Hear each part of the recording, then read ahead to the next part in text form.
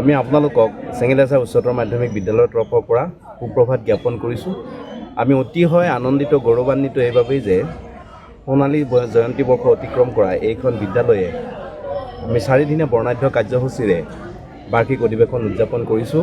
ইতিমধ্যে আমাৰ প্ৰথম দিনৰ খুব সুন্দৰকৈ অতিবাহিত হৈছে। আজি দ্বিতীয় দিনত এতিয়া সাংস্কৃতিক শোভাযাত্ৰা আৰম্ভ হৈছে।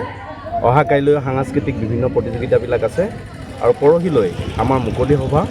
আমাৰ ছাত্ৰ ছাত্ৰীসকলে বাৰ্ষিক অধিৱেশনত যিখিনি কৃতিত্ব অৰ্জন কৰিছে সেই কৃতি ছাত্ৰ ছাত্ৰীসকলক আমি সিহঁতক অকণমান উৎসাহিত কৰিবৰ কাৰণে প্ৰাইজ ডিষ্ট্ৰিবিউশ্যনৰ ব্যৱস্থা ৰাখিছোঁ আৰু মুকলি সভাত ভালেকেইগৰাকী বিশিষ্ট ব্যক্তিক আমন্ত্ৰণ জনাইছোঁ।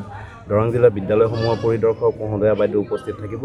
চিপাঝাৰ মহাবিদ্যালয়ৰ সন্মানীয় সহযোগী অধ্যাপক ডক্টৰ মণ্টু হাজৰিকা ছাৰ থাকিব আৰু বিশিষ্ট নিবন্ধকাৰ চন্দ্ৰ চহৰীয়া ছাৰ তেখেতো উপস্থিত থাকিব আৰু ভালেকেইগৰাকী বিশিষ্ট ব্যক্তিক আমন্ত্ৰণ জনাইছোঁ।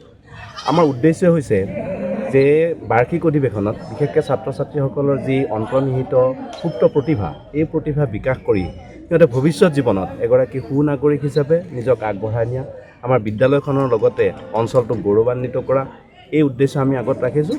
আৰু মই সকলোকে ধন্যবাদ জনাইছোঁ। আমাৰ সকলোখিনি ছাত্ৰ ছাত্ৰী, সন্মানীয় শিক্ষাগুৰু মণ্ডলী, SMDCৰ সন্মানীয় সদস্য প্ৰমুখ্যে মাতৃগোট আৰু আঞ্চলিক ৰাইজে গোটেই অনুষ্ঠানত সুন্দৰভাৱে সহযোগিতা আগবঢ়াইছে। আমি সকলোকে পুনৰ শুভেচ্ছা জ্ঞাপন কৰাৰ লগতে নৱবৰ্ষৰ শুভেচ্ছা জ্ঞাপন কৰিছোঁ। ধন্যবাদ।